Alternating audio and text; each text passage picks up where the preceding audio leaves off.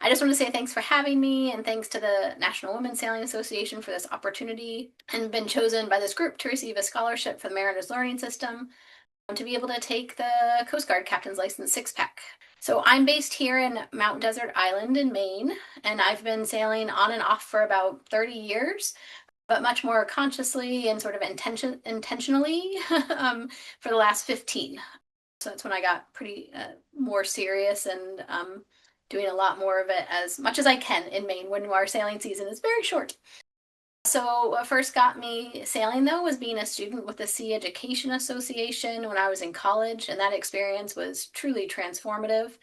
I was living and learning at sea, combining science and navigation, teamwork, and deep attention to the ocean, and it changed the way I understood really both the world and my own capabilities, and it planted a seed that stayed with me ever since. So then I didn't sail much for a big chunk of time, and when I moved to the coast of Maine, I immediately bought a boat with a friend and tried to figure it out. Most of my sailing since then has been really coastal cruising along the Maine coast, which feels like one of the greatest classrooms in the world. I've owned a number of boats over the years, most recently a 32-foot Douglas named Onward, which feels like a pretty fitting name for where I'm headed and what's happening in my life. And what I love most about sailing isn't just being on the water, it's bringing other people with me.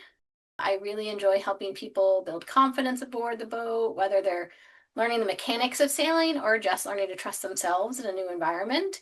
There's something powerful about really being out in a beautiful, sometimes challenging nature and realizing you really belong there and the enormity of everything and how humbled you are at the same time. It all feels really important.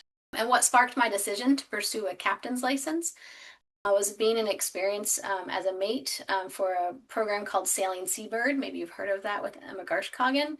She set up a really cool program and she needed a mate during one of their women's training classes. So incredibly meaningful to be able to bring my background in education into a sailing context with teaching and mentoring and supporting all while on the water. It felt like a convergence of skills and passions I hadn't fully put together. And around the same time, I did a few deliveries and realized if I wanted to move into more professional sailing work, whether that's teaching, deliveries, or other opportunities, I needed to take this step and finally get properly licensed. This course feels like the foundation for what comes next and giving myself more options for my next steps in life. And so far, the experience has been really positive and honestly pretty fun. I'm not finding the seamanship or safety components particularly challenging of the course, but I am being really humbled by the level of detail required to memorize the coal regs.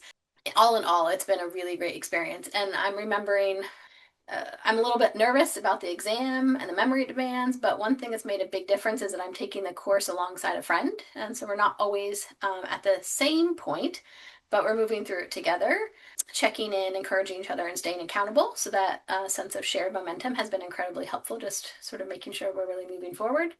But I'm deeply grateful that organizations like NWSA exist. Women are still really underrepresented in sailing, especially as captains and boat owners. And having spaces that center women, normalize leadership, and quietly raise expectations matters more than I can say. This opportunity didn't just make the course accessible, it made it feel possible and kind of worth claiming. I'd say that I've had a really good experience here in Maine in the yards and the groups I've been around, what are mostly men, male-oriented spaces, have always been very welcoming to me, and I'm very lucky for that. But there always has been a sense of like, really? You kind of get the like second look and then they go, okay. And so I'm really appreciative that we're sort of changing that narrative a little bit. So thank you for supporting women like me who are stepping more fully into these professional roles on the water. And I'm excited to keep going to finish strong and see where this license leads. Onward.